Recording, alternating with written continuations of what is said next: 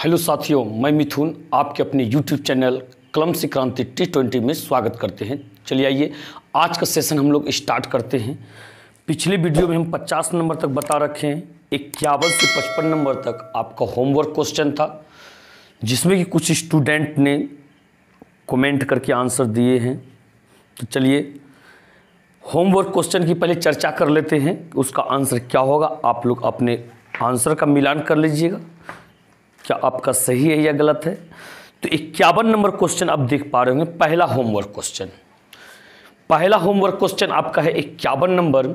ये क्या कहना चाहता है इसके बारे में पहले देखिए। क्या कह रहा है यहाँ पे, कहता है बेलन का पृष्ठ क्षेत्रफल निम्नलिखित में कौन सही है। बेलन का पृष्ठ क्षेत्रफल निम्नलिखित में कौन सा सही है। यानी कि ये तो सूत्र ही दे रखा है, आप लोग को सूत्र मालूम होगा। बेलन का पृष्ठ क्षेत्रफल यानी कि वक्र पृष्ठ क्षेत्रफल। तो बेलन का पृष्ठ क्षेत्रफल आप लोग जानते होंगे, क्या जानते हैं, 2 पाई आर एच होता है। क्या होता है, 2 पाई आर एच होता है। तो इसका राइट आंसर क्या होगा आपका, ये ऑप्शन नंबर बी होगा सही जवाब। ये बी नंबर आपका बिल्कुल सही जवाब होगा। इसके बाद आप आइए 52 नंबर के पास। 52 नंबर देखिए क्या कहना चाहता है, बेलन का कुल पृष्ठ निम्नलिखित में कौन सा होगा।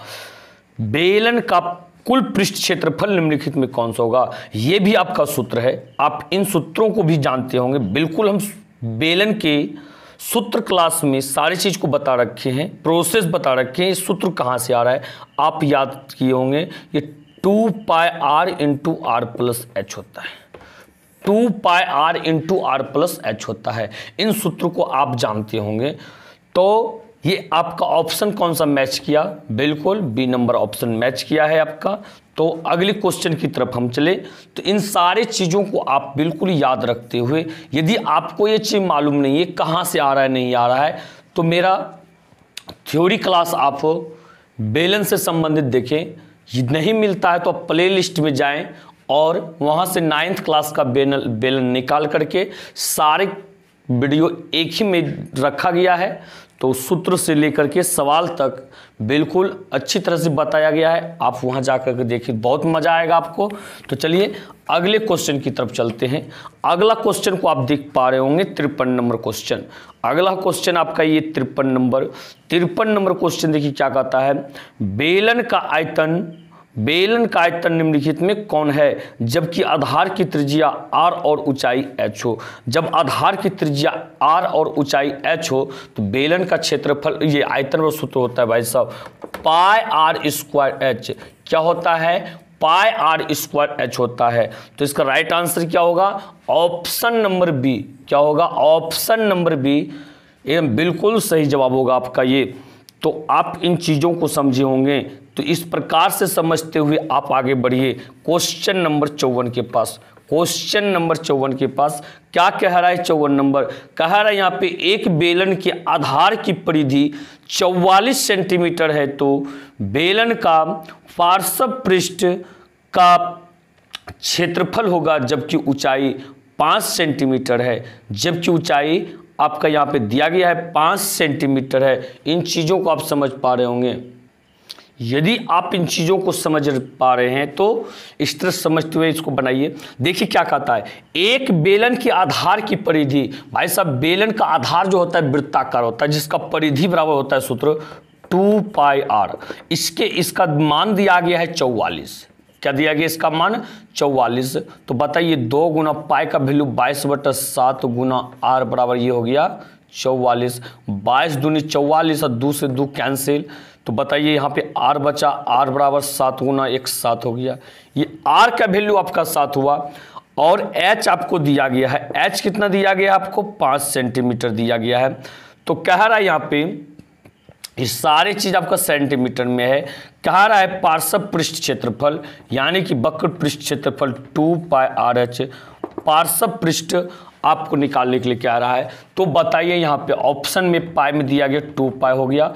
आर का वैल्यू आपका निकल चुका है 7 और एच का वैल्यू दिया गया है 5। सारी चीज को गुना कीजिए, 7 × 5 = 35, 35 दूनी 70, 70 पाई सेंटीमीटर स्क्वायर। क्या ऑप्शन मैच कर रहा है आपका, बिल्कुल ऑप्शन मैच कर रहा है। ए नंबर ऑप्शन मैच कर रहा है आपका ए। तो ये बिल्कुल सही जवाब होगा। इस प्रकार से आप आइए अगले क्वेश्चन की तरफ। अगला क्वेश्चन होमवर्क का एक लास्ट क्वेश्चन आपका, ये 55 नंबर होमवर्क लास्ट क्वेश्चन। तो 55 नंबर तक होमवर्क दिया गया था। 55 नंबर को आप देख पा रहे होंगे। क्या कहता है, किसी बेलन की त्रिज्या r और ऊंचाई h हो तो उसके पार्श्व पृष्ठ का क्षेत्रफल और परिधि का अनुपात होगा। उनके पार्श्व पृष्ठ क्षेत्रफल और परिधि का अनुपात होगा। भाई साहब त्रिज्या r और ऊंचाई h हो तो बताइए पार्श्व पृष्ठ क्षेत्रफल क्या होगा, ये 2πrh हो जाएगा। अब परिधि क्या होगा, 2πr होगा। बात समझ पा रहे हैं। बेलन की परिधि जो होता है, बेलन की परिधि जो होता है आपका, वो होता है क्या, वृत्त की परिधि के बराबर होता है 2πr खत्म हो गया। ऊपर भी क्या बचा, h, नीचे नहीं कुछ तो 1, तो h अनुपात 1 हो गया। क्या ऑप्शन आपका मैच कर रहा है, h अनुपात 1, बिल्कुल सी नंबर ऑप्शन आपका मैच कर रहा है। तो इसका सही आंसर क्या होगा आपका, ये सी नंबर होगा। सही आंसर क्या होगा, सी होगा, बिल्कुल सही जवाब। इसके बाद आप आइए आगे कितना, 56 नंबर के पास। क्वेश्चन नंबर 56, क्वेश्चन नंबर 56 आप देख पा रहे होंगे। क्या कह रहा है, एक बेलनाकार पाइप की बाहरी त्रिज्या बड़ी आर और आंतरिक त्रिज्या छोटी आ रही तो पाइप का आयतन क्या होगा यदि उसकी ऊंचाई h हो। भाई साहब ऊंचाई h हो, देखिए बेलन है, खोखला बेलन है, बाहर की त्रिज्या बड़ी आर है, अंदर की त्रिज्या छोटी आर है, ऊंचाई h है। आपको एक चीज बताए थे कि इस प्रकार से आप पानी का आयतन निकालने के लिए खोखले बेलन का आयतन लगा दीजिए, जो ऐसे πr² h होता है ना, तो ये क्या हो जाएगा, यदि इसको लेकर के लिखे आयतन, ये पाई बड़ी r² h हो जाएगा, और छोटका को घटाना है, पाई छोटी r² h हो जाएगा। अब क्या कीजिएगा, पाई और h कॉमन आ रहा है, दोनों में है, ठीक है, पाई h, तो ये हो गया बड़ी r³ माइनस छोटी r³। ऐसे आपको ये सूत्र हम डायरेक्ट लिखाए हैं याद रखने के लिए। क्या ऑप्शन आपका मैच कर रहा है, क्या बिल्कुल ऑप्शन मैच कर रहा है। ए नंबर ऑप्शन कौन सा मैच कर रहा है आपका, ए ऑप्शन मैच कर रहा है। तो आप इन चीज़ों को समझ पा रहे होंगे। तो इस प्रकार से आप आइए अगले क्वेश्चन की तरफ। अगला क्वेश्चन देखिए क्या कहना चाह रहा है। अगला क्वेश्चन जो आपका ये है 57 नंबर, कहता अगर किसी लंबवृत्तीय बेलन के आधार की त्रिज्या r हो और ऊंचाई h हो तो उसके आयतन और वक्र पृष्ठ, वक्र पृष्ठ क्षेत्रफल का अनुपात क्या होगा। अनुपात क्या होगा, भाई साहब त्रिज्या यहाँ पे r दिया गया है और ऊंचाई h दिया गया है। तो कहता है क्या, यहाँ कह रहा है उसके आयतन, भाई आयतन क्या होता है, बेलन तो ही ना है, बेलन ही तो है, πr² h हो जाएगा। वक्र पृष्ठ क्षेत्रफल क्या होगा, 2πrh होगा। h से h खत्म हो गया, पाई से पाई खत्म, ये एगो r खत्म तो स्क्वायर खत्म हो गया, मतलब एगो r खत्म हो गया, एक r बचा ऊपर में, नीचे 2 बचा, यानी कि ये r अनुपात 2 हो गया। ये क्या हो गया, r अनुपात 2 हो गया। इन चीज़ों को आप समझ पा रहे होंगे। तो इस प्रकार से देखिए ऑप्शन मैच कर गया, क्या बिल्कुल ऑप्शन मैच कर रहा है आपका बी नंबर। ऑप्शन क्या मैच कर रहा है, ये आपका बी नंबर, बी एकदम बिल्कुल सही जवाब होगा, बी सही जवाब होगा आपका। तो इस प्रकार से आइए 58 नंबर के पास 58, क्वेश्चन नंबर 58 आप क्वेश्चन को देख पा रहे होंगे। क्वेश्चन देखिए क्या कहना चाहता है, क्या आप इन क्वेश्चन की भावनाओं को समझ पा रहे हैं या नहीं समझ पा रहे हैं। तो देखिए यहाँ पे कह रहा है एक खोखले बेलन की आंतरिक त्रिज्या छोटी r और बाह्य त्रिज्या बड़ी r है तथा ऊंचाई h है, तो खोखले बेलन के संपूर्ण पृष्ठ का क्षेत्रफल होगा। संपूर्ण पृष्ठ का क्षेत्रफल क्या होगा, इन चीज़ों को आप समझ पा रहे हैं। तो इस प्रकार से आइए आते हैं, इसको सॉल्यूशन करके ही बनाना पड़ेगा, देखते हैं क्या होता है। तो इस चीज़ को आप समझ पा रहे होंगे। यदि आपकी चाहत है वीडियो को रोक करके आप बनाने का प्रयास कीजिए। ऐसे ही देखिए क्या होगा, कह रहा है यहाँ पे एक खोखले बेलन की आंतरिक त्रिज्या r और बाह्य त्रिज्या बड़ी r। आंतरिक त्रिज्या छोटी r है और बाह्य त्रिज्या क्या है आपका, ये बड़ी r है। तो बताइए यहाँ पे एक चीज़ देखा जाए, तो इसका कुल पृष्ठ क्षेत्रफल निकालने के लिए बड़ी आर का त्रिज्या बड़ी आर मानते हुए बाहर का निकलेगा या अंदर का निकलेगा, इन दोनों का अंतर जब निकालेंगे तो एक निश्चित कुल पृष्ठ क्षेत्रफल निकलेगा। बड़ी आर पर इसका कुल पृष्ठ क्षेत्रफल क्या होगा, ये 2 pi R into are plus H होगा, ये आर प्लस एच होगा। क्लियर है। ये माइनस फिर कहने मतलब छोटी आर पे क्या होगा, सॉरी ये यहाँ पे बड़ी आर दीजिए, ये 2 pi R into are plus H हो जाएगा, ये आपका ये आर प्लस एच हो जाएगा। क्लियर है ये। अब बताइए इसमें से क्या करेंगे हम लोग, यहाँ देख पा रहे होंगे 2 पाई इधर इसमें भी है, 2 पाई इसमें भी है, तो 2 पाई आप ले लीजिए कॉमन। 2 पाई जब आप कॉमन लीजिएगा तो बताइए यहाँ क्या बचेगा, बड़ी आर इंटू बड़ी आर प्लस एच बचेगा, माइनस छोटी आर इंटू छोटी आर प्लस एच बचेगा। आप इन चीज़ों को समझे होंगे।